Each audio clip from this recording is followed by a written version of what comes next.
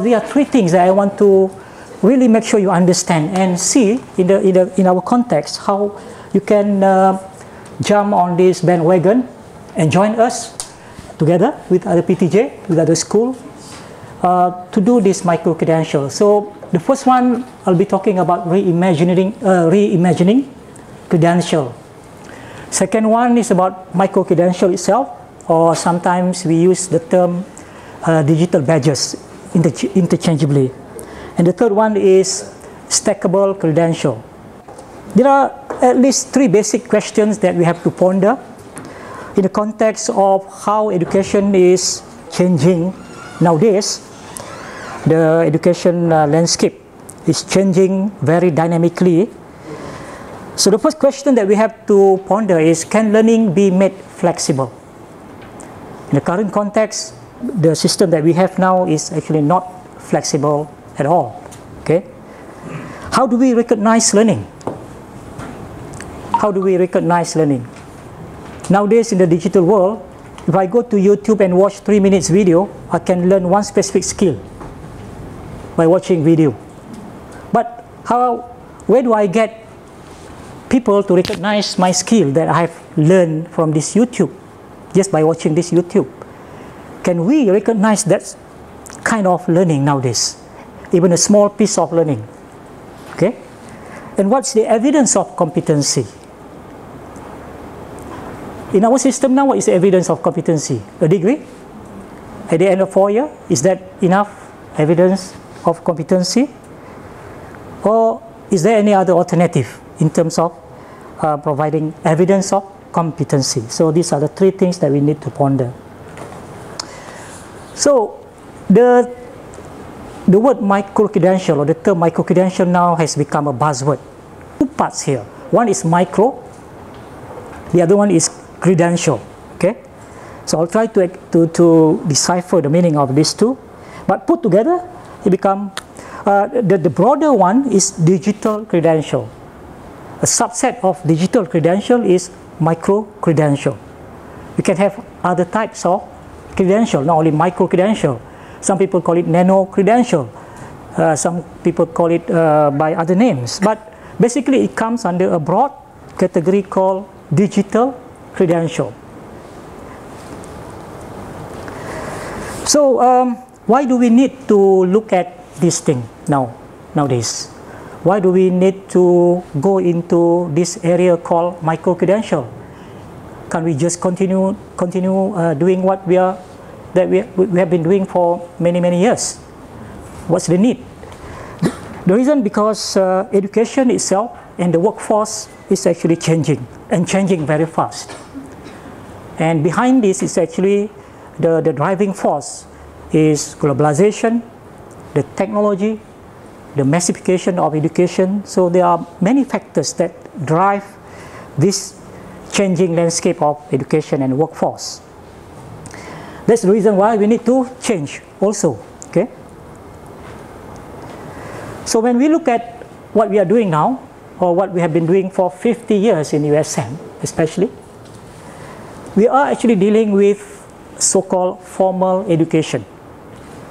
In a formal environment, in the university, is a formal education. The students come through the main channel, which is the UPU, and then they enter the university, go through the 4 years program, or 3 years sometimes. At the end, what do they get? A formal qualification in the form of certificate, mainly maybe diploma and degree. That's what we are now. We are in a formal education setting. Okay? But we tend to forget there's another group, and this group is even bigger than the formal education group. The population that every time when we open the application for entry to the university, the number that get into the university is only a fraction, a small fraction of the total population of students applying to enter the university. There are at least 70% of those population of students applying to come to the university that fail to make it. This is what they end up, whether they go to the private university, those who can afford it, or they end up working. So those with SPM, STPM, or diploma even, they end up working. But they actually continue to learn. So the learning actually happens in the non-formal, what we call non-formal or informal environment or education. But as opposed to the formal education, which finally lead to formal qualification, we have another bigger group, maybe about 70% of this population that have no direct access to the formal education, but they go out and work. But at the same time, probably they continue to learn. They go and attend the course, maybe 1 day course, 2 days course, workshop, and so on. At the end, they will get a certificate. So they still get some form of qualification of some sort. But this is actually non-formal or informal, not in a formal environment. Now, when we look at these two groups, if we are doing business, which group that we would like to do business with? When we talk about volume, of course, the right hand side, the non-formal one, because these are the bigger population. So actually, these are the group that today I want to emphasize.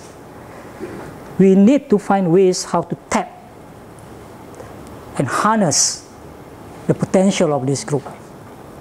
And what we want to do now, can we form a bridge between the formal education and non-formal or informal education, so that those people are working, those people in the group on the right here, they can go through the learning process, taking courses and so on from the university, and along the way they will accumulate or collect a lot of certificate. But at one point they can put together all these certificate and go to the university to get a degree. So that's how things are evolving now and in the future.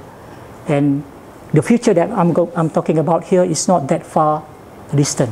It's very close now. So if you are not ready, you will be left behind. And this is very important to understand first.